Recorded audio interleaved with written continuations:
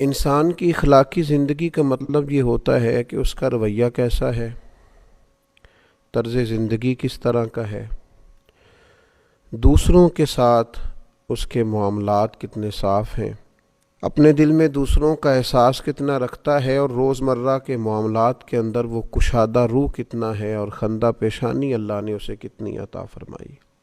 ہم نبی اکرم نور مجسم شفیع معظم آقا دو عالم رحمت عالم صلی اللہ تعالی علیہ وسلم کے ماننے والے، ہم کریم محبوب علیہ السلام کے دروازے کے گدا اور غلام ہیں۔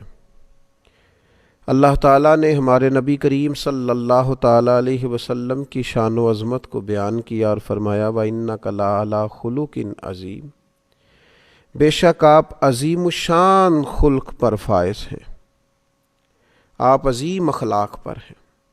نبی کریم صلی اللہ تعالی علیہ وسلم کے اخلاق حسنہ نے، کردار و عمل نے دنیا کو دین کی طرف مائل کر لیا۔ شروع میں بڑی سخت مخالفت کرنے والے، پتھر کی طرح مزاج رکھنے والے، اور اپنے لفظوں کو بڑا تلخ اور ترش کر کے پیش کرنے والے رسول پاک کے اخلاق کے سامنے بڑی جلدی ہتھیار ڈالتے ہوئے دکھائی دیے۔ وہ کئی دفعے ہاتھوں میں روڑے، پتھر، خنجر، تلواریں اٹھا کے آئے، پر کریم محبوب صلی اللہ تعالی علیہ وسلم کے اخلاق حسنہ کا مقابلہ نہیں کر سکے۔ رسول پاک علیہ السلام کی میٹھی گفتگو کا کوئی توڑ ان کے پاس موجود نہیں تھا۔ حضور کے لب و لہجے کی شائستگی، کریم محبوب کا مسکراتا چہرہ، میٹھی، دھیمی، ٹھنڈی، دل موہ لینے والی باتیں، اور دلوں میں گھر کرتا ہوا لہجہ، الفاظ کی شرینی، اور رسول پاک صلی اللہ تعالی علیہ وسلم کا ناصحانہ انداز اور مائل کرتا ہوا لہجہ، اپنی مخالفت کرنے والے بھی اپنی تنہائیوں میں سوچا کرتے تھے کہ کبھی اس کریم کے غلام بن جائیں نا۔ بحث کر کے معاذ اللہ لوٹ کر جانے والے بھی رستوں میں کہا کرتے تھے لفظ لفظ سچا ہے، بات بات خوشبو والی ہے، ایک ایک جملے سے شہد ٹپکتا ہے، قریب جانے کو نہیں قربان ہو جانے کو دل کرتا ہے۔ یہ جو اخلاقی رویہ ہوتا ہے یہی تو انسان کی اصل پہچان ہوتا ہے۔ اس کا جو اخلاقی رویہ ہوتا ہے وہی سوسائٹی کے اندر اس کے مقام کو متعین کرتا ہے۔ اگر کوئی شخص کہے کہ میں اپنے مال کے زور پر اپنے آپ کو منوا لوں، تو نبی پاک علیہ السلام نے فرمایا تم مال کے زور پر لوگوں کے دلوں میں گھر نہیں کر سکتے۔ تو یا رسول اللہ صلی اللہ تعالی علیہ وسلم پھر کس طرح لوگوں کے دلوں میں بسا جا سکتا ہے؟ تو فرمایا اپنے اخلاق کے زور پر۔ تمہارا اخلاقی رویہ ہے جو لوگوں کے دلوں میں تمہارے لیے گھر بنائے گا، جگہ بنائے گا۔ اس لیے نبی پاک علیہ الصلاۃ والسلام کی زندگی کے جو اخلاقی پہلو ہیں اور اخلاقی پہلوؤں کا جو خاص حسن ہے اس پر ایک نظر ڈالنا بڑا ضروری ہے۔ ایک تو یہ ہے کہ بہت عالمی، قومی، ملی باتیں کی جائیں، حضور کی زندگی ہر جگہ فیض دیتی ہے، اس پر بھی گفتگو ہو سکتی ہے، لیکن آج کی نشست میں کچھ چند ایک ایسی خاص باتیں جن کی ہر لمحہ، ہر گھڑی ہمیں اپنی نجی، عائلی اور ذاتی زندگی میں ضرورت پڑتی ہے، ان میں سے حضور علیہ السلام کی بارگاہ سے، اخلاق عالیہ سے چند باتیں آپ کی خدمت میں عرض کرنی ہیں۔ سب سے پہلی بات تو یہ کہ نبی پاک علیہ الصلاۃ والسلام نے اخلاقی زندگی پر زور بہت زیادہ دیا، بلکہ رسول پاک علیہ الصلاۃ والسلام نے فرمایا میں تو دنیا میں بھیجا ہی اس لیے گیا ہوں تاکہ حسن اخلاق کو مکمل کروں۔ اور پھر حضور علیہ الصلاۃ والسلام نے فرمایا کہ میں اس حسن اخلاق کو کس طرح مکمل کروں؟ گویا یہ بھی حضور نے ہمیں بتلایا کیسے مکمل ہوگا۔ فرمایا وہ میں اس لیے مکمل کروں گا کہ مجھے میرے رب نے ادب سکھایا ہے، سو بہت ہی اعلیٰ سکھایا۔ اب وہ آداب جو میں نے اپنے مالک کریم سے سیکھے ہیں گویا وہ تمہیں سکھائے جائیں گے، اور وہ خوب آداب ہیں، ان آداب کو سیکھنا ہے اور اپنی زندگی میں ان کو لازمی طور پر شامل کرنا ہے تاکہ زندگی خوشبو والی بھی ہو، زندگی با مقصد بھی ہو، زندگی با معنی بھی ہو، زندگی سے تکلفات نکلیں۔ صرف چند باتیں نبی پاک علیہ الصلوۃ والسلام کے اخلاق عالیہ کی۔ سب سے پہلے تو حضرت ابو ہریرہ رضی اللہ تعالیٰ عنہ روایت کرتے ہیں، ادھر انداز دیکھیے، آپ کا جو مخالف ہوتا ہے اس کے لیے کئی دفعہ انسان کی زبان سے بد دعائیں نکل جاتی ہیں، اس کے بارے میں سخت جملے نکل جاتے ہیں، اور لوگ جب تکلیف دیتے ہیں، ستاتے ہیں، تو رد عمل کے طور پر بہت ساری گفتگو انسان سے سرزد ہوتی، اور یہ کوئی ایسی بات نہیں ہے، یہ طبی تقاضا ہوتا ہے، بے ساختہ بھی بعض اوقات کچھ گفتگو نکل جاتی۔ تو حضرت ابو ہریرہ رضی اللہ تعالیٰ عنہ روایت کرتے ہیں کہ رسول اللہ صلی اللہ علیہ وسلم سے عرض کیا گیا مشرکین کے خلاف دعا مانگیں، کیا مختصر سا جواب حضور نے ارشاد فرمایا، نبی رحمت علیہ السلام فرمانے لگے، مجھے لعنت کرنے والا نہیں بنا کے بھیجا گیا، مجھے تو رحمت بنا کے بھیجا گیا، تو جو کام ہم کرنے آئے ہیں وہی کریں گے، گویا رحمت بنا کے بھیجا گیا ہے تو گفتگو بھی رحمت کی ہوگی، فضل و احسان کی ہوگی، کرم کی ہوگی، یہ مسلم میں موجود ہے۔ پھر انسانی زندگی کا ایک پہلو تو یہ ہوا کہ انسان اپنے مخالفین کے بارے میں بھی لعنت ملامت کا رویہ اختیار نہ کرے، اور ایک دوسرا پہلو ہوتا ہے انسانی زندگی میں کہ انسان جلد باز ہوتا ہے، تنگ پڑتا ہے بعض اوقات بڑی جلدی۔ اس کے لیے ہمارے ہاں پنجابی میں ایک لفظ بولا جاتا ہے، شاید وہ اس مفہوم کو زیادہ واضح کرے کہ جناب سوڑے پہ گئے ہو تسی، بڑی جلدی آپ کسی چیز سے تنگ آ گئے، اکتاہٹ بڑی جلدی فیل کرنے لگے، چڑچڑا پن آ گیا، چھوٹی چھوٹی باتوں سے ناراض ہونے لگے۔ یہ چیز انسانی رویے کو بڑا گھٹن والا سا کر دیتی ہے، اور اگر پورے گھر کے اندر ایک شخص بھی ایسا ہو نا جس کی طبیعت اس طرح کی ہو کہ وہ سوڑا بڑی جلدی ہو جاتا ہے اور تنگ بڑی جلدی ہوتا ہے، اور اس کی طبیعت کے اندر گھٹن بڑی جلدی پیدا ہوتی ہے، تو وہ سارے ماحول کو متاثر کرتا ہے۔ اب دیکھیے نبی پاک علیہ السلام کی زندگی سے ہمیں کس طرح فیض لینا ہے۔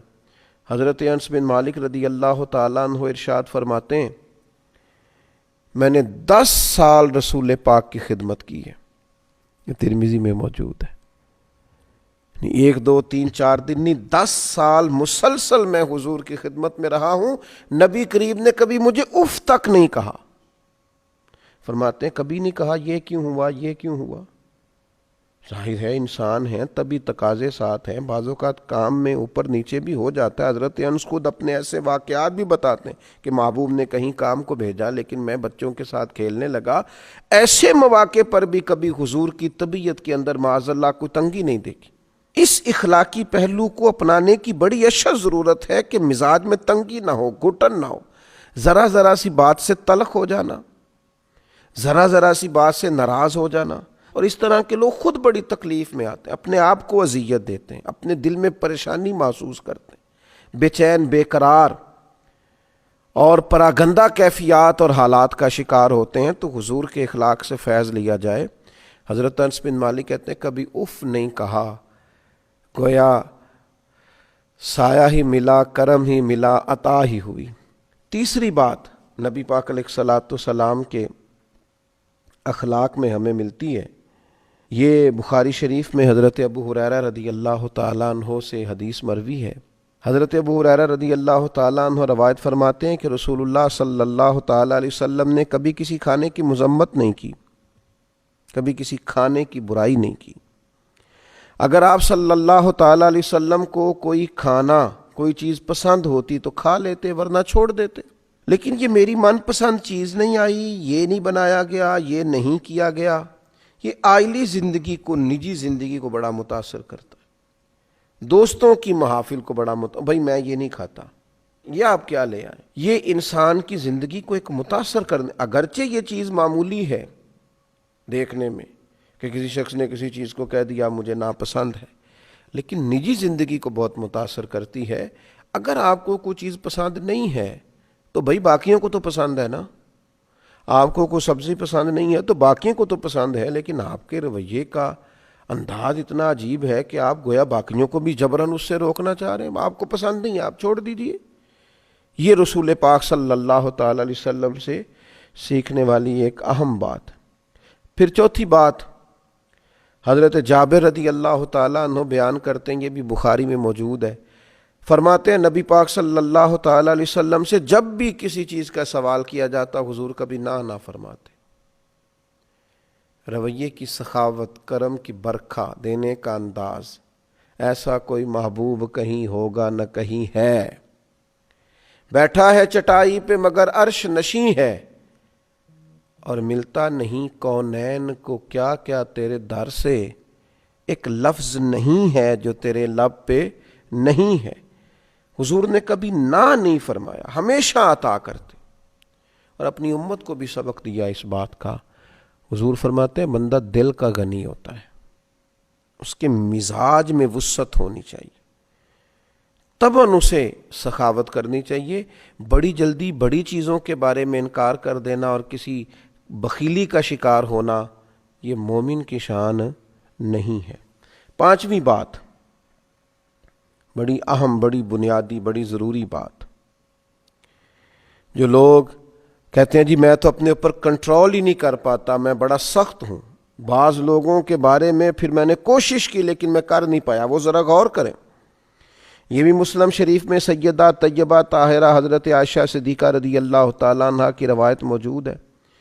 ارشاد فرماتی ہیں نبی پاک علیہ الصلوۃ والسلام نے اللہ تعالیٰ کی راہ میں جہاد کے سوا کبھی کسی کو اپنے ہاتھ سے نہیں مارا، یہاں تک کہ ارشاد فرماتی ہیں نہ کبھی کسی عورت پر ہاتھ اٹھایا، نہ کبھی کسی خادم کو مارا، کبھی نہیں مارا نبی پاک نے جہاد کے علاوہ کسی کو۔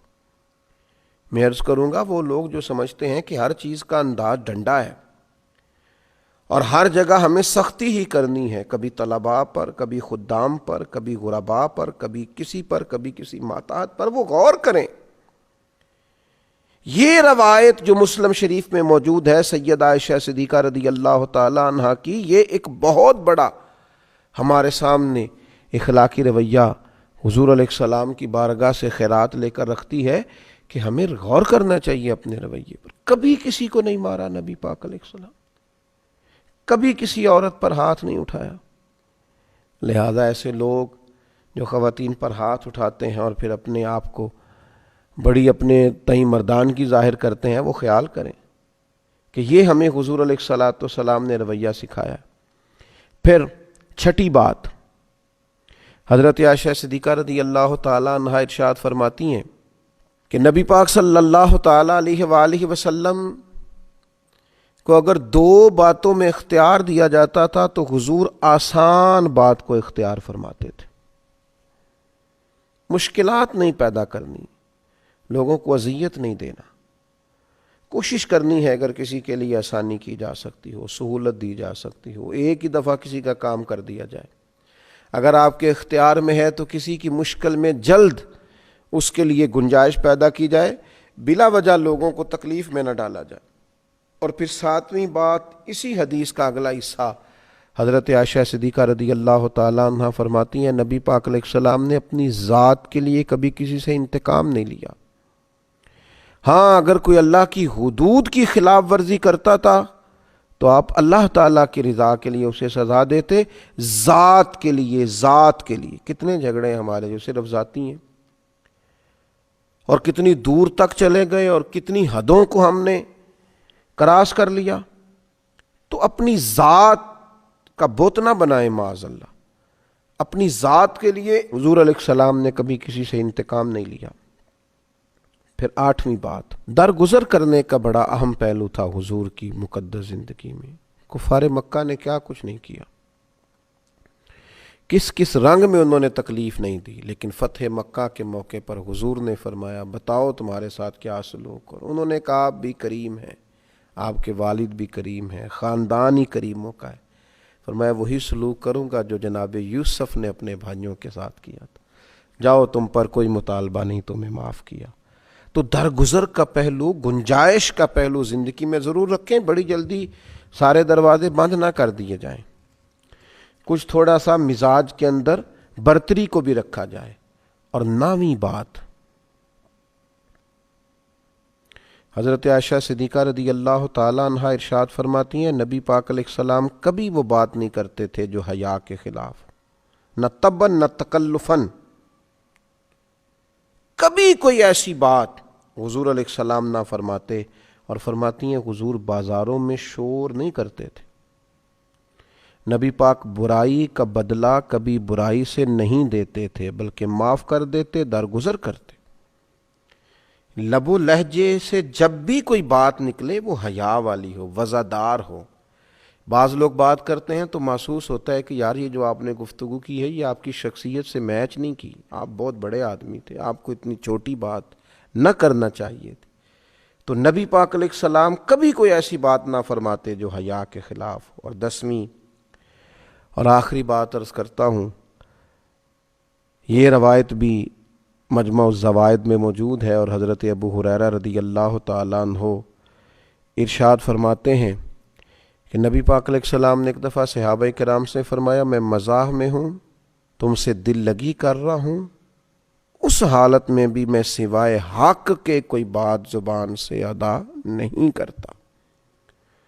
عام روٹین کے حالات میں بات ہو رہی ہو، نارمل بات ہو رہی ہو، گفتگو عام ہو رہی ہو، پھر بھی بات حق اور سچ ہے.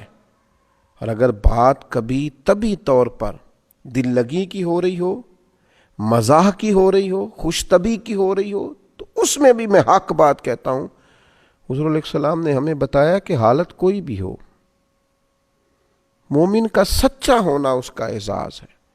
وہ غصے کی حالت میں ہو، خوشی کی حالت میں ہو، یا نارمل حالات میں ہو، اسے سچ کا دامن کبھی نہیں چھوڑنا چاہیے. یہ مومن کی شان ہے. میں نے دیکھا ہے بہت سارے لوگ بیچارے صرف لوگوں کو خوش کرنے کے لیے جھوٹے لطیفے سناتے ہیں. اس قدر زیادہ اپنی جان پر ظلم ہے کہ کچھ دیر لوگوں کے سامنے اپنی پذیرائی کے لیے جھوٹ بولا جائے، اتنا بڑا جرم کیا جائے. اللہ تعالیٰ نبی پاک علیہ الصلاۃ والسلام کے اخلاق عالیہ کی ان 10 باتوں سے ہمیں فیض یاب ہونے کی توفیق عطا فرمائے. وما علینا الا البلاغ.